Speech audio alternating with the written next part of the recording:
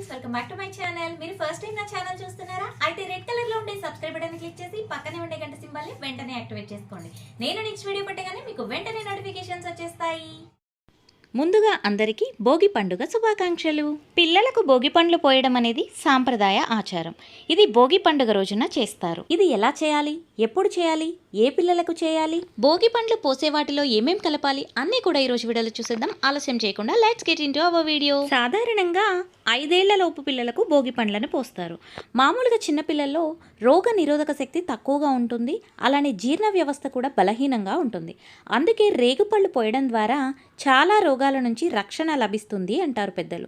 అంతేకాకుండా వారిపై ఉన్న చెడు దిష్టి మొత్తం పోతుందని కూడా అంటారు. సూర్యుడికి ప్రతీకగా పోషకాల ఖజానాగా పిలిచే రేగి పళ్ళను తలపై పోస్తే ఆయురారోగ్యాలతో ఉంటారని, అలాగే ఆ రోజున పిల్లలను నారాయణుడి స్వరూపంగా భావించి ఈ భోగి పండ్లను పోస్తే సంవత్సరం మొత్తం కూడా ఆ శ్రీమన్నారాయణుడి అనుగ్రహం లభిస్తుందని కూడా నమ్ముతారు. ముందుగా భోగి పళ్ళు రెడీ చేయడం కోసం రేగి పండ్లను వేసుకోవాలి.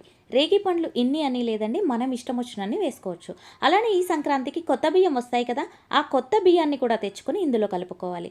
ఆ తర్వాత బంతిపూల రెమ్మలు, బంతిపూలే కాదండి ఏ పూలున్నా కూడా కలుపుకోవచ్చు. బంతిపూలు మాత్రం మ్యాండేటరీగా కలుపుతారు. ఆ తర్వాత చిల్లర పైసలు 11, 21 అలా కలుపుకుంటారండి. కొంతమంది చెరుకు ముక్కలను, నానబెట్టిన శనగలను కూడా కలుపుతారు. మేమైతే అవన్నీ కలపమండి. పువ్వులు ఇంకొంచెం యాడ్ చేస్తున్నాను, నేను చామంతి పూలు కూడా యాడ్ చేస్తున్నాను. బంతి పూలు అయితే మ్యాండేటరీగా యాడ్ చేస్తారు. ఇలా అన్నిటినీ వేసుకొని మొత్తాన్ని కూడా మిక్స్ చేసి పక్కన పెట్టుకోండి. 5 ఇయర్స్ లోపు ఉన్న పిల్లలందరికీ కూడా కంపల్సరీ పోస్తారండి. 10 ఇయర్స్ వరకు కూడా కొంతమంది పోస్తూ ఉంటారు. ముందుగా ఈవినింగ్ ఏం చేస్తారు అంటే పిల్లలందరికీ కూడా స్నానాలు చేయించి కొత్త బట్టలు తొడిగి ముస్తాబు చేస్తారు. ఇంట్లో ఉన్న వాళ్ళనే కాకుండా కొంతమంది ముత్తైదువులను కూడా పిలుచుకుంటారండి భోగిపళ్ళు పోయడానికి. అలా పిలిచిన ముత్తైదువులందరికీ కూడా వాయినంగా తాంబూలాన్ని ఇస్తారండి. తాంబూలంతో పాటు రిటర్న్ గిఫ్ట్ కూడా కొంతమంది ఇస్తుంటారు. రిటర్న్ గిఫ్ట్ అనేది ఆప్షనల్, బట్ తాంబూలం అయితే కంపల్సరీ ఉండాలి. జాకెట్ ముక్క, పసుపు కుంకుమ, వక్క, పువ్వు, జంట పండ్లు ఇవి మాత్రం కంపల్సరీ తాంబూలంలో ఉండాలండి. ఇలా మీరు ఎంతమంది అయితే ముత్తైదులను పిలుస్తున్నారో అన్నీ రెడీ చేసి పెట్టుకోండి.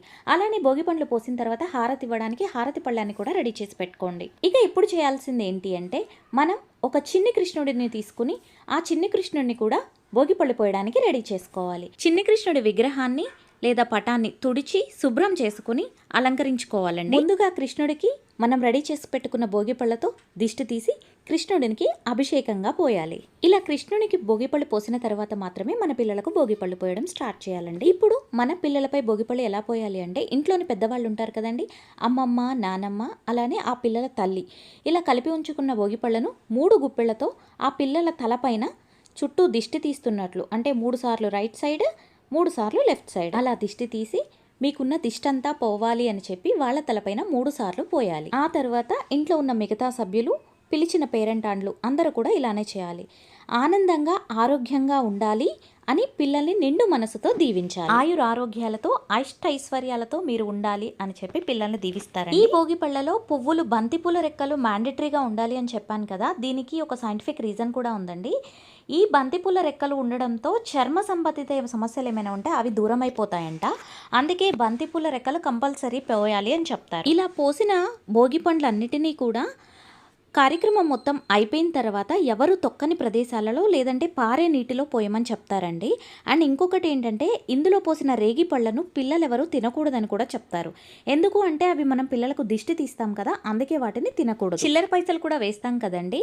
మామూలుగా అయితే మా ఇళ్లలో అందులో ఉన్న చిల్లర పైసలను చాకల వాళ్ళకి ఇస్తారండి. లేదు అంటే ఎవరైనా బెగ్గర్స్ ఉంటారు కదా, వాళ్ళకు కూడా ఇవ్వచ్చు. లేదంటే పారే నీటిలో అయినా మీరు వాటిని కలపచ్చు. ఇలా అందరు ముత్తైదువులు కూడా భోగిపళ్ళు పోసిన తర్వాత భోగిపళ్ళు పోసిన పిల్లలకు హారతి ఇవ్వాలండి. హారతి పాట కూడా పాడాలి. భోగిపళ్ళ హారతి పాట రాకపోతే ఏ హారతి పాట అయినా మీరు పాడొచ్చండి. భోగిపళ్ళ హారతి పాట మన ఛానల్లోనే ఉంది, లింక్ కూడా నేను డిస్క్రిప్షన్లో ఇస్తాను, హ్యావ్ ఎ లుక్. ముందుగా ఇంట్లోని పెద్దవాళ్ళు, తర్వాత కన్నతల్లి, తర్వాత వచ్చిన ముత్తైదువులు ఇలా హారతి ఇచ్చేస్తే పిల్లలకి ఆ భోగిపండ్ల కార్యక్రమం అంతటితో ముగిసినట్టే. ఇక భోగిపండ్ల కార్యక్రమం అయిపోయిన తర్వాత వచ్చిన ముత్తైదువులందరికీ కూడా మనం ముందుగానే రెడీ చేసి పెట్టుకున్న తాంబూలాలను ఇవ్వాలండి. ఒకవేళ మీరు ఏదైనా రిటర్న్ గిఫ్ట్ కూడా తీసుకుని వస్తే దాన్ని కూడా కలిపి వాళ్ళకి బొట్టు పెట్టి ఆ తాంబూలాన్ని ముత్తైదువులకు ఇచ్చేయండి. హారతి పట్టేటప్పుడు 3 కానీ 5 కానీ 9 మంది కానీ ఇలా పట్టాలండి. Hope you like this video. మీకు ఈ వీడియో కనుక నచ్చినట్లయితే ఒక లైక్ ఇచ్చేయండి. ఈ వీడియో గురించి మీరేమనుకుంటున్నారో నాతో కామెంట్ సెక్షన్ లో చెప్పండి. ఈ వీడియోని మీ ఫ్రెండ్స్ అందరితో షేర్ చేసుకోండి. Thanks for watching. మరొక వీడియోతో మళ్ళీ కలుద్దాం. అంతవరకు bye bye. Have a nice day.